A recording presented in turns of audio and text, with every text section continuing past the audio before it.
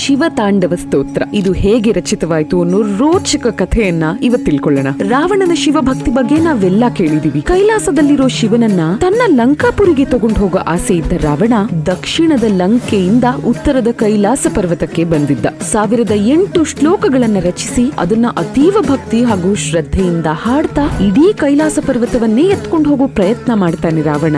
ಆದ್ರೆ ಅದು ಆಗೋ ಮಾತಾ. ತನ್ನ 20 ಕೈಗಳನ್ನ ಕೈಲಾಸ ಪರ್ವತ ಎತ್ತೋದಕ್ಕೆ ರಾವಣ ಬಳಸಿದಾಗ ಇಡೀ ಪರ್ವತವೇ ಅಲ್ಲಾಡಿ ಪಾರ್ವತಿ ನಡುಗಿ ಶಿವನ ಬಳಿ ಓಡ್ತಾಳೆ. ಇದು ರಾವಣನದ್ದೇ ಕೆಲ್ಸ ಅಂತ ಅರಿತು ಕುಪಿತನಾದ ಶಿವ ತನ್ನ ಕಾಲ್ಬೆರಳಿನ ಕೆಳಗೆ ರಾವಣನನ್ನ ಹಿಡಿದಿಡ್ತಾನೆ. ಇದರಿಂದ ಉಸಿರುಗಟ್ಟಿದ ರಾವಣ ಒದ್ದಾಡಿ ಬಿಡಿಸ್ಕೊಳ್ಳೋದಕ್ಕಾಗದೆ ಹೋದಾಗ ಶಿವನನ್ನ ಹಾಡಿ ಹೊಗಳ್ತಾ ಅವನ ಕೋಪವನ್ನ ಕಮ್ಮಿ ಮಾಡೋ ಪ್ರಯತ್ನ ಮಾಡ್ತಾನೆ. ರಾವಣ ಹಾಡೋದಕ್ಕೆ ಶುರು ಮಾಡ್ತಾನೆ. ಈ ರೀತಿ 1000 ವರ್ಷಗಳು ರಾವಣ ಹಾಡ್ತಾನೆ ಹೋಗ್ತಾನೆ. ಶಿವ ಅದನ್ನ ಕೇಳಿ ಖುಷಿ ಪಡ್ತಾನೆ. ಕೊನೆಗೆ ಶಿವನಿಗೆ ರಾವಣನ ಮೇಲೆ ಮರುಕ ಉಂಟಾಗಿ ಅವನನ್ನ ಬಿಡ್ತಾನೆ. ರಾವಣನ ಸಂಗೀತ ಜ್ಞಾನಕ್ಕೆ ಶಿವ ಮಾರು ಹೋಗಿರ್ತಾನೆ. ಅವನನ್ನ ಕ್ಷಮಿಸಿದ್ ಮಾತ್ರವಲ್ಲದೆ ಅವನಿಗೆ ತನ್ನ ಆಯುಧವಾದ ಚಂದ್ರಹಾಸವನ್ನ ಕೂಡ ಕೊಡ್ತಾನೆ. ಶಿವ ತನ್ನ ಕಾಲ್ಬೆರಳ ಕೆಳಗೆ ರಾವಣನನ್ನ ಹಿಡಿದಿಟ್ಕೊಂಡಾಗ ರಾವಣ ನೋವಿಗೆ ಅಳ್ತಾನೆ. ಆಗ್ಲೇ ಅವನಿಗೆ ರಾವಣ ಅನ್ನೋ ಹೆಸರು ಬಂದಿದ್ದು ಅನ್ನೋದು ಕೂಡ ನಂಬಿಕೆ. ರಾವಣ ಅಂದ್ರೆ ದ ಒನ್ ಹೂ ಕ್ರೈಡ್ ಅಂತ. ರಾವಣ ಶಿವನನ್ನ ಮೆಚ್ಚಿಸೋದಕ್ಕೆ ಹಾಡಿದಂತಹ ಶ್ಲೋಕವೆಲ್ಲವನ್ನ ಒಟ್ಟುಗೂಡಿಸಿದಾಗ ನಮಗೆ ಸಿಕ್ಕಿದ್ದೇ